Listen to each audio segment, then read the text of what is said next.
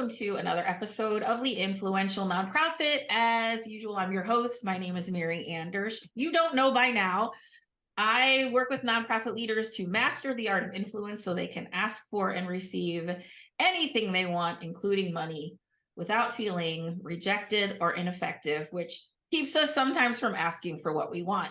And I'm with Whitney Anderson, and we have not met before, and I'm so excited to make a new friend through my podcast. Yes. And you are the principal for campaign services at Fox Advancement, a fundraising firm that provides capital campaign consulting, grant research and writing, and fractional development officer support. So, and we're going to talk about capital campaigns and major campaigns, and maybe a little bit about peer-to-peer fundraising. We're just going to see what's going to happen. Sounds good. Okay, and Whitney. So my first question, as always, is tell me something you're proud of that you don't get to brag about a lot, and that could be anything in your life that you're proud of. Oh gosh, that's such a good question. Well, I will tell you, I am proud of earning my PhD at 29 when I was 6 months postpartum with my first child. I had a baby while I was writing my dissertation. Oh my and gosh. I wasn't sure if I was going to finish, to be honest with you. It was a really overwhelming time of my life and really happy time as well, welcoming our first child. But I relied on the village around me, including my husband and my mother-in-law and my mom, who helped me so much in that last 6 months when I just thought, I'm bound and determined to finish this dissertation on time. And I did it. I graduated on time. It was just something that I think about and feel really proud of, knowing that I was able to meet that goal despite a lot of really significant life changes at the time. Yeah. And like you had two babies, Exactly. Yeah. Right? Like the intellectual baby and the physical baby. And Yeah. what's your PhD? Interpersonal communication. Yeah. I mean, Yes.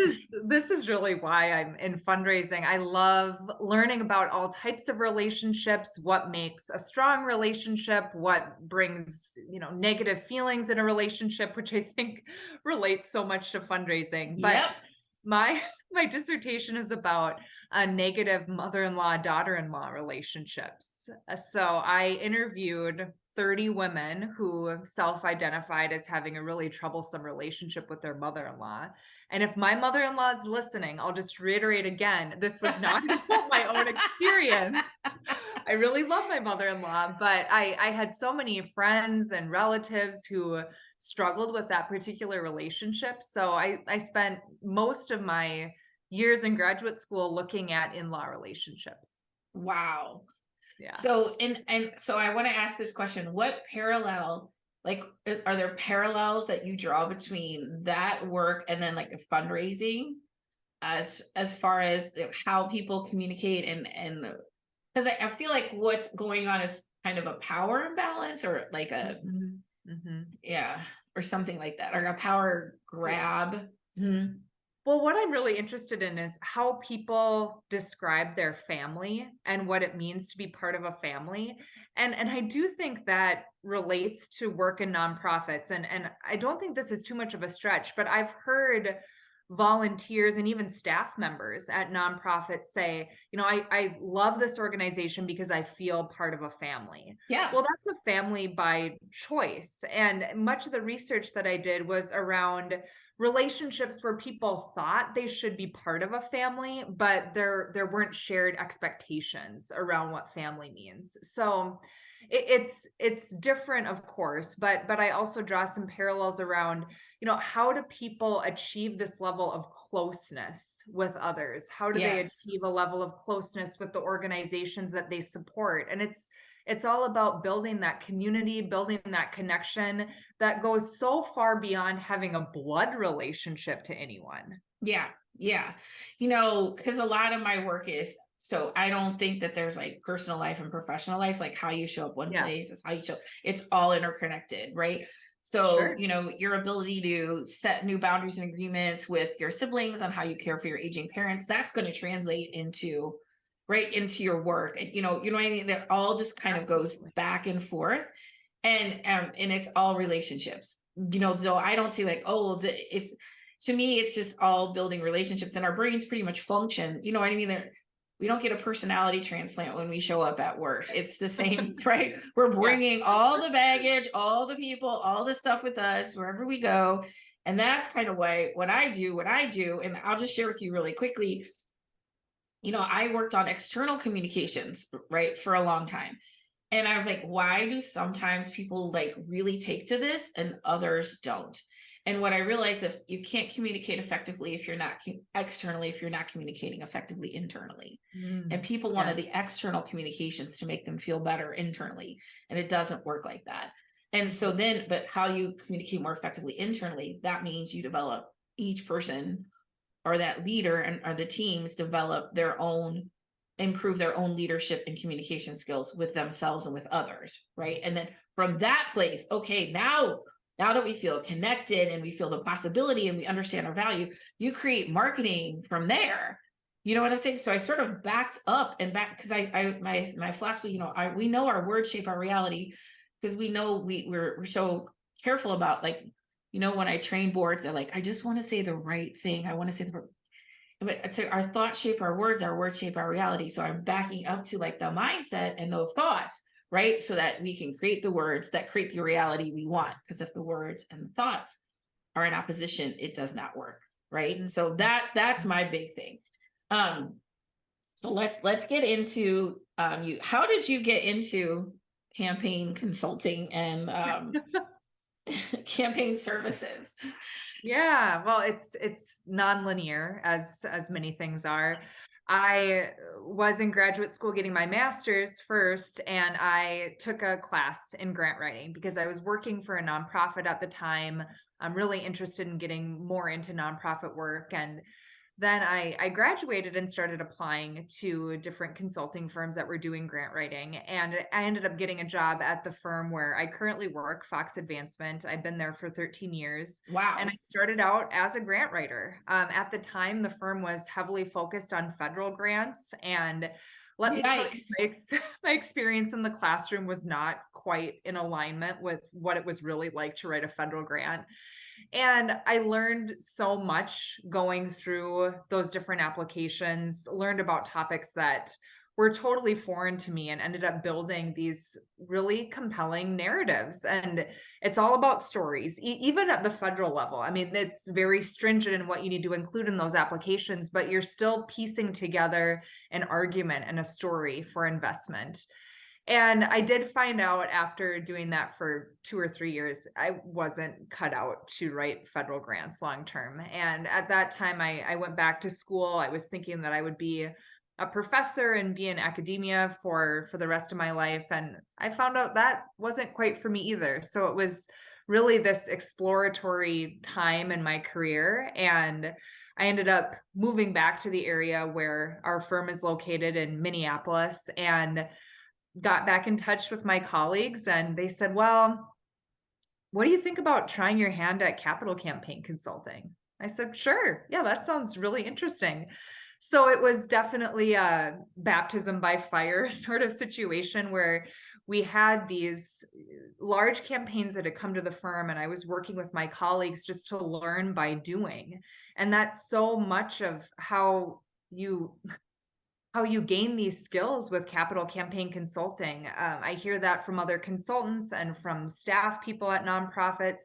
Sometimes a campaign happens once in an organization's lifetime. It's this Right. real turning point, this real major event.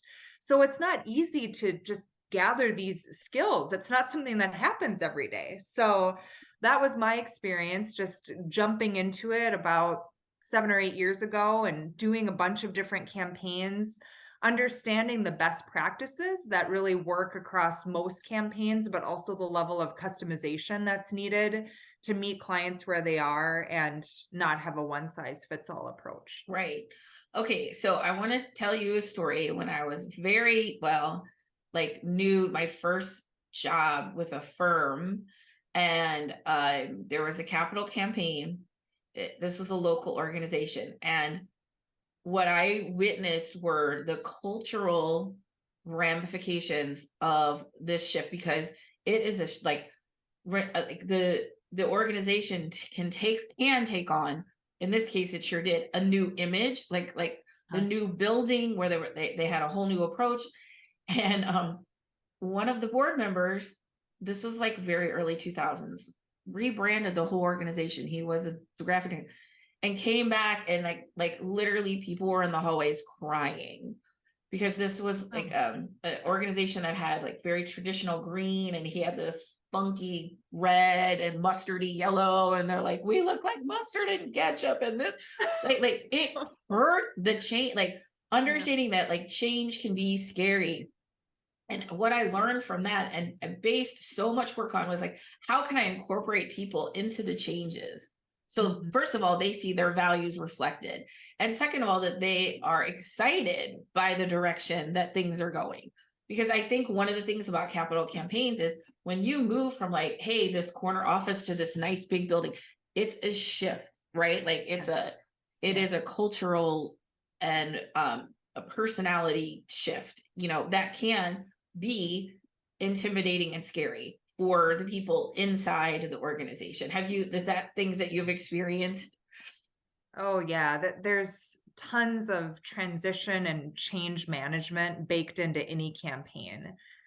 Because we're not only talking about a physical move in many cases if an organization is moving into a new building, but what we've seen across our client base is that a capital campaign sometimes can signal a leadership transition, where the executive director might say, I really want to finish this capital campaign, leave this as sort of a legacy with my leadership. And then maybe in the last 6 months of the campaign, or shortly after the campaign concludes, then there's a succession plan baked into this overall timeline. So there's so much change, and we've found capital campaigns to be really emotional because of that. And that makes a lot of sense to me, because there are these different levels of change that happen within a campaign, and people absorb those at different rates. And for some people it's easy and it's exciting. For others it can be really draining, and there needs to be a lot of communication and navigation around that. Like, so one of our, when I look at our needs, and I'm going to get a little wooey here, but our energy center, like our lowest, most basic need is like safety and security, right?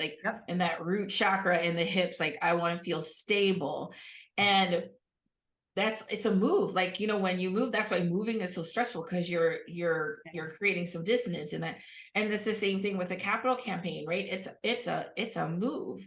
And people will say to me, God, I didn't realize like this would be so scary or so crazy. I'm like, it makes perfect sense, because you're going down to and touching people at their lowest, most basic need.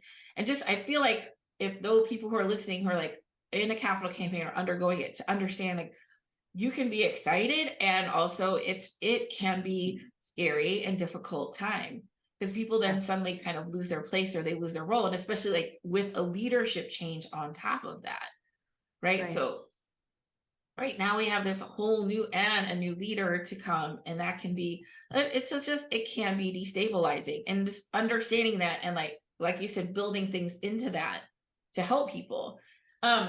All right, one of the things you said was, and I've had this question before, is like, one of the clients I'm working with now, they're getting ready to start this campaign. This isn't anything I do, right? This is what you do. But I'm listening to her, and she's saying, aren't they all kind of the same? Don't people kind of, isn't the same process, right? And I'm like, well, yes and no. I didn't really know how to answer that question, because there is sort of a formula to a capital campaign, right? But then you said, but there's also customization to meeting people where they're at. So what does that look like? Yeah. Well, I'll say where we found success for many organizations is in a 3-step model. And the first step, which is often forgotten, is what we would call a pre-feasibility study. So it's answering some real baseline questions like, what is your budget for this? We really can't test a goal in a feasibility study until we understand, what is the true price tag on this? And we often work with clients where they think they're ready for a feasibility study, but they're only factoring in the bricks and mortar cost of the building.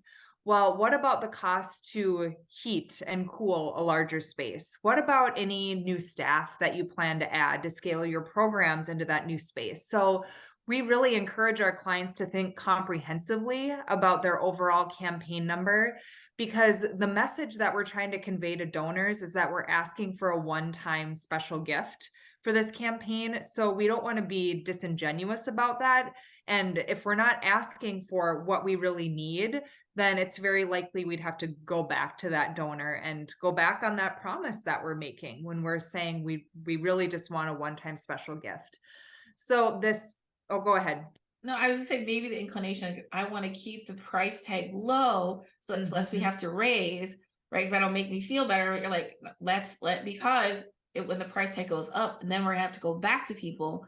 And that's what we promised. We said, this is a one-time special thing above and beyond. Exactly. Right?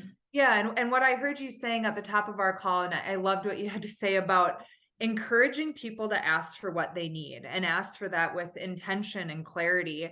That's what we always encourage our clients to do. Sometimes we'll go out to donors and test a certain number, and really savvy donors will say, that doesn't seem like the all-in number to me. It seems like you're undershooting what you really need. Now is the time to ask for what you need and be really clear on what those different buckets compose. I think it's dangerous to think of a capital campaign as only bricks and mortar. Yes, that's likely going to be the biggest slice of the pie, but there's many more costs that go into that overall campaign. So even before you get to a feasibility study, understanding what those numbers are, developing your case for support. And I'm sure that your listeners have many different experiences with developing this case. It's one of the hardest parts to getting ready for a capital campaign. And I say that for a variety of reasons. We work with a number of clients who want to involve too many people in writing their case. So they're trying to involve a board subcommittee and the executive director and the development director and this volunteer who's really good at writing and tells great stories. That's all well-intentioned, but then you get into a situation of writing by committee and you never really finish that case. What we always encourage our clients to do is document what you know about your case for investment from an emotional level, a financial level, a practical level. Try to wrap all of those arguments up into a well-written document, but realize that it's a living document. Campaigns take a few years to complete. So if you're always trying to achieve the perfect case, you're going to be wasting a lot of valuable time when you can at least have a core document that is open to change as you go through the process. I am so much okay. Hold on. So first of all, for 16 years I worked for 501 Creative, and I worked on probably, I don't know, 10, 12, like a lot of capital campaigns from the creative standpoint. Right. So we would take that case for giving, we would take that and make creative copy from that and make the really cool piece. Right. Because the people wanted something that was like super slick. But one of the things that we always did was built in flexibility. So we didn't put too much detail into the brochure or whatever it was, because all of that's going to change and evolve, right? As the campaign changes and evolves. The other thing is, that we didn't use this language at the time. This is the language I use now. We knew it wasn't about the building, right? It's about the outcome. So concept that I use, and I do workshops on, if anybody's interested, it's called the medicine and the cure. So people will swallow any medicine if the cure is strong enough. So the cure meaning, what is the outcome? What is the difference?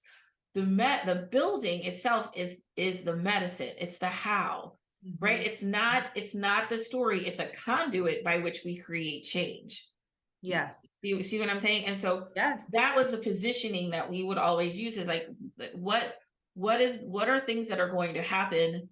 What is the change that will be made? And one of the most difficult, not difficult, I would say campaigns, interesting campaigns, was it's like local St. Louis Public Radio. Because St. Louis Public Radio, to our community at the time, this was many years ago, they loved it. And they operated out of these like ramshackle offices, Yeah. and they built this new building in it, but they're like, well, what's wrong? Like, we love this product. You know what I'm saying? So there wasn't, so it was more about creating a vision for how much more they could do, what the change they could make. But it was funny because at the time, the feedback we got was like, but there's nothing wrong here, so it wasn't about fixing that. It was about like, okay, like, let's focus on the outcomes. What else can we do? How much more we grow? And so it's not about the building. It's about what is going to take, like, the lives that will be shaped and changed inside of that building. That's what we focused on. Oh, I couldn't agree with that more. I think that's incredibly smart. And that's going to be what resonates most with donors anyway. I mean, a building is very cold and sterile, and it's the container for doing good work. But it really is about how will this structure enable this organization to level up, to serve more people, to make a greater impact in the community. That's the argument that I think should be core to any strong case for support. And I also wanted to comment on what you were saying about developing this beautiful brochure. I think that's important to have, usually between the feasibility study and the launch of the quiet phase of the campaign. And it might include renderings and graphics and things like that that can be used as a leave behind for donors. What we advise our clients to do when they're in the feasibility study is have something that's not quite as slick, not something that's fully baked. It doesn't have to be a Word document, but maybe it's not as cleanly designed as that final brochure will be, because when you're in a feasibility study, you're testing a financial goal. You're also testing the ideas that are held within that case. And you're going to donors and other stakeholders and really asking for their advice. And if they see something that seems fully baked, we've seen people back off. Right. Like, what? Yeah, obviously all the decisions are made right. So what do you need me for? So you want to look together, but not like complete. And okay. And so one of the questions that, how do you help organizations navigate this, as far as, does this impact their annual giving? How do you, like, because people are saying, oh, I'm not going to give to the annual because I'm giving this gift, and so I can't do both. What do I do? Right. Well, I mentioned a three-step process where you're doing the pre-feasibility work, the budget, the case, and then you move into feasibility where you're testing the goal. And then the third step is actually implementing the campaign. We start as early as possible when we're in conversations with donors, positioning this as a one-time gift above and beyond their annual support. Gotcha. So it's kind of hitting that drumbeat again and again and again, that and we'll phrase it to them when we're making the request. And when I say we, I mean we coach our clients to do this, that you're stating to them the amount that includes their annual support and the above and beyond gifts, so they can understand that as a total amount. And I will say it's hard to avoid some instances where people will just replace their annual gift with a capital gift. That's going to happen. But if you can be super clear in your communication that we continue to need your annual support to keep the lights on, to keep our programs going, this is something transformational for us as an organization. This capital campaign is the signal of X, Y, and Z things to happen in the years to come. Really positioning this to them as something that is needed to take the organization to the next level. That's really all you can do as an organization to try to secure that annual support and the above and beyond gift. Right. How do you wrap it up? Like, is there we have this extra thing, and then the extra thing is complete. Is there something you do to, like, signal people that this is complete, that, right? Or Yeah. that we've reached our goal, or, that kind of thing. This is Yeah. a campaign. There's a beginning, middle, and end to it. Right. So it depends on when the donor comes in the campaign cycle. I think your question is really related to stewarding the donor appropriately so they know exactly where you are in the phase Gotcha. of the campaign. So for early givers of the campaign, there's the administrative part of like reminding them to pay their pledges, things like that. So they're getting paperwork to signal like this is how much you have left on your pledge. That's one thing. Then there's the feel good stewardship where they're getting regular updates from you.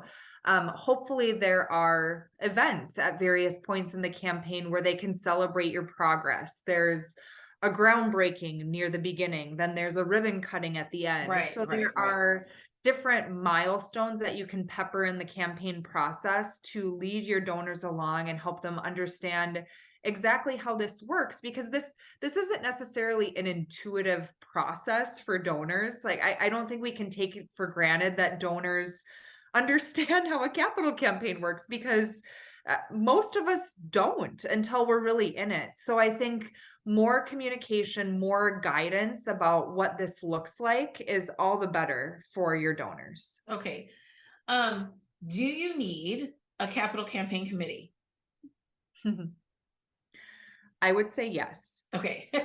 Yes. I would say yes. And this relates to what you and I talked about briefly at the top of the call about peer-to-peer fundraising. So I am a big proponent of having a group of volunteers, whether they're current board members, they're volunteers who contribute in some way to the programs of the organization, or they're new people who have a special interest in this campaign or this building. You bring these people together and ask them to work alongside development staff to deepen relationships with existing donors and build relationships with new ones. I'm sure your listeners are familiar with the traditional cultivation process. This cultivation process can be accelerated substantially when you have a powerhouse campaign committee who's willing to manage a small portfolio, typically starting with 3 to 5 donors and then moving on from there based on their appetite for continuing to do this kind of work, where they are sending emails, inviting to events, taking people out to coffee. They're doing all of these touches that we know will help advance donors toward a gift. These volunteers on your campaign committee may not be fully comfortable with making the ask, but if they're bringing in staff people at the right time, as this cultivation process continues, the ask will present itself organically. That will be the natural next step in the Yeah. process. Yeah. And if the volunteer isn't ready to do it at that time, then the executive director, the development director can step in because they've been walking alongside the volunteer as the Right. donor has been cultivated. Yeah. Fundraising is a team sport, right? Like you can't. Yes. And I love that idea of giving them a portfolio and some coaching, and then and then stepping in, when, if needed, or if the time is right. Right. Right. Okay. Anything else that you want to share about major campaigns, capital campaigns, or that, Yeah. Well, I would just say give yourself some grace if you are thinking about a campaign or if you're in the middle of a capital campaign. These can be stressful events to go through. They can be ones where you think you know what you're getting yourself into with a capital campaign, and there are inevitably changes to the budget, which we've seen happen, especially now during the pandemic with increasing construction costs and material costs. There are changes in terms of leadership transitions. So just know that when you're part of a campaign, you're part of something really special and something that you may only experience once in your lifetime. That doesn't mean it's going to be this incredibly magical thing. There are going to be lots of ups and downs. right. And I think just recognizing that that's a normal part of the process takes away some of the pain when you're in the middle of those changes and challenges. Right. This is just, I mean, change, it can be uncomfortable. That's the part of Yeah. it, right? Like if we just sailed through it, it wouldn't feel like change. We wouldn't get, because Yeah. a lot of the work I do is around understanding the role of conflict and suffering. And like if we don't suffer, then we can't like overcome. Like it just doesn't, we would just slide through life. There would be no reason to stretch or grow or change. Right. And so understanding the role that all of that plays is so important. And yeah, I'm just like holding space, I feel like, for all of those emotions of people it for me is a big deal. I had what somebody say once, I wanted to avoid the drama. I said, no. We look at drama as it's unnecessary, it's superfluous, but actually the drama is people needing to feel seen and heard and understood. Right. And once they connect with that, then they're gonna listen to what you have to say. They have to clear, I call it, got to clear it out so you can allow new stuff in. And I think that shows up a lot in capital campaigns. All right. So it is for me as much about navigating the emotions and the personalities as it is, the tables and the right and Yes. and all of that stuff, right? It all works together. Thank you so much. I have one more question. This is always my last question. Okay, are you ready? So you're in Minneapolis. I'm in St. Louis. I hope I'm in Minneapolis one day. And if I'm there, I love karaoke. That's my favorite thing. So we're obviously going to go out and sing karaoke. So what's going to be your go-to song? What's going to be my go-to song? What's your go-to karaoke? Because I think this says a lot about a person. What they tell me and how they answer this question. Oh man, you're putting me on the spot. I'm having just lots of different thoughts right now. Let me think here. All right.